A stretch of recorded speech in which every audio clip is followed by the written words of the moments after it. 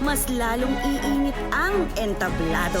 Ready na ang susunod na grupo ng mga bata para ipamalas ang kanilang birit at husay. Sino-sino kaya ang susunod na tatlong Kiddie Hopefuls na pasok sa semifinals? Ang isa makakakuha ng highest average score ay mula sa studio audience. At ang dalawang iha-handpick ng judges. Bago natin malaman kung sino-sino sila, humarap muna ang Kiddie Hopeful sa mentoring session with iconic musical director, Mr. Raul Mitra. Kailangan magpahinga kayo. Sunod-sunod na yung mga paggagawa sa inyo kasi. Mag-enjoy kayo. Okay? Hindi natin alam kung hanggang kailan to. Kasi pag love nyo yung ginagawa nyo at nakikita ng tao na nag-i-enjoy kayo, pati sila nag-i-enjoy din. But ayoko i-limit yung facial expressions mo. Apo.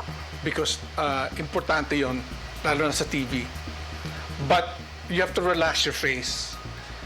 The air will flow the more you'll be able to sing. Yung isang noto mo, nag-alanganin ka, huwag mong ipakita na hindi tama yung kinanta mo. Lalo na pag English, yung mga consonants mo, yung strong, ibuka mo kaagad yung bibig mo, huwag mong strong. Alam mo kung bakit?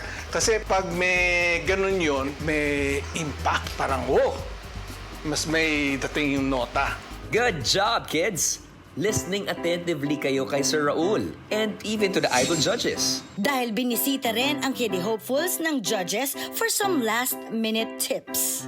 Sa 11 sa inyo, 3 lang ang makakapasok. 3 lang, kids! Gusto nyo bang sabihin na namin kung sino yung 3? Hindi pa! Wala. Hindi pa natin alam. Hindi pa natin Excited alam. po ako. Dati, nung kumanta kayo, 4 lang kaming nandoon. Kaming mga judges, di ba? Oo. Ngayon may tao na. Pati yung mga ibang hopefuls, maririnig niyong kumanta. Yes. Pero huwag kayong ma-pressure, ha? Sige, ibahin ko yung gagawin ko kasi ang ganda-ganda ng ano. Huwag niyong baguhin. Yes. Basta kung anong ginawa niyo sa practice, Yes. yun na yun. At ang pinaka-importante, Miss Reg, di ba po? Pag kumanta kayo mamaya sa stage, dapat laging galing sa puso.